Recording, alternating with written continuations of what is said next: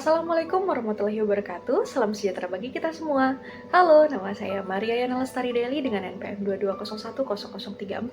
Pada video kali ini saya akan menjelaskan 3 materi penting dalam hukum pajak di Indonesia, yaitu pajak bumi dan bangunan atau biasa kita kenal dengan PBB, yang kedua PBB perhutanan, dan yang terakhir pajak penghasilan atau PPH. Ketiga jenis pajak ini merupakan komponen penting dalam sistem perpajakan nasional karena berkontribusi besar dalam penerimaan negara dan juga daerah. Oleh karena itu, memahami mekanisme serta dasar hukumnya sangat bermanfaat baik untuk kepentingan akademik maupun praktik di lapangan. Yang pertama, kita akan membahas mengenai pajak bumi dan bangunan atau PBB. PBB sendiri memiliki pengertian yaitu pajak yang dikenakan atas kepemilikan, penguasaan, dan pemanfaatan bumi dan bangunan.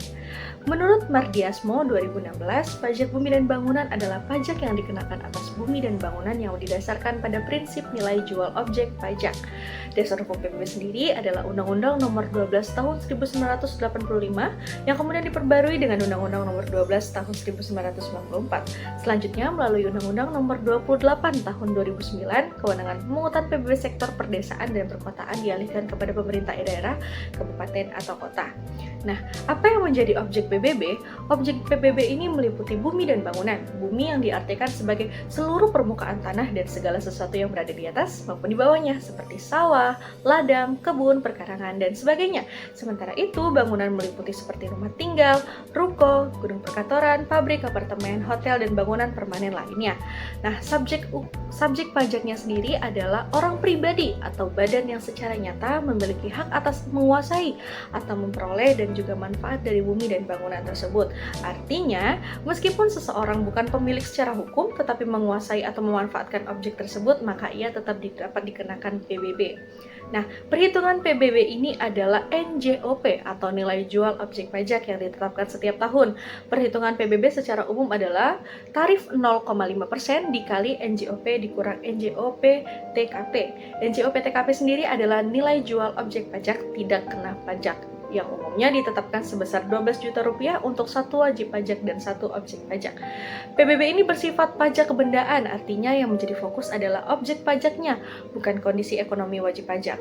PBB terutang setiap tanggal 1 Januari dan wajib dibayar setiap tahun. Selanjutnya, yang kedua, kita akan masuk ke PBB perhutanan yang merupakan bagian dari PBB sektor perkebunan, perhutanan, dan pertambangan atau sering disebut PBB P3. PBB perhutanan dikenakan atas pemanfaatan kawasan hutan, baik hutan alam, hutan produksi, maupun hutan tanaman industri atau HTI. Menurut Mardiasmo, PBB perhutanan adalah bagian dari PBB sektor perkebunan, perhutanan, dan pertambangan yang dikenakan atas lahan hutan dan bangunan yang digunakan untuk kegiatan usaha kehutanan. Objek pajaknya yang pasti lahan hutan yang dimanfaatkan untuk kegiatan usaha kehutanan, termasuk bangunan yang berdiri di kawasan tersebut seperti base camp, kantor lapangan, gudang, jalan logging, dan sarana penunjang lainnya.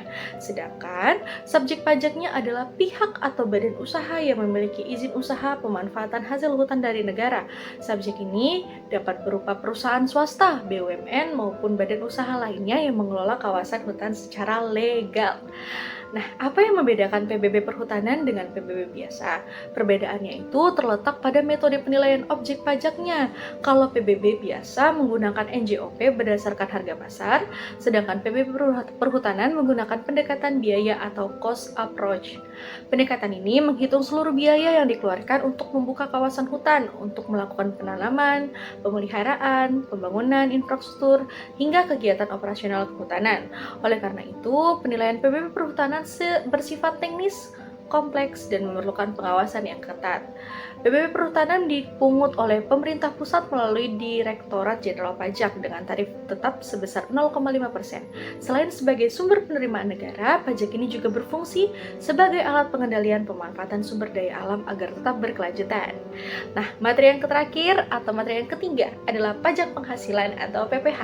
Nah, PPH ini adalah pajak yang dikenakan atas setiap tambahan kemampuan ekonomis yang diterima atau diperoleh wajib pajak. Dasar hukumnya sendiri adalah Undang-Undang Nomor 36 Tahun 2008 tentang penghasilan pajak.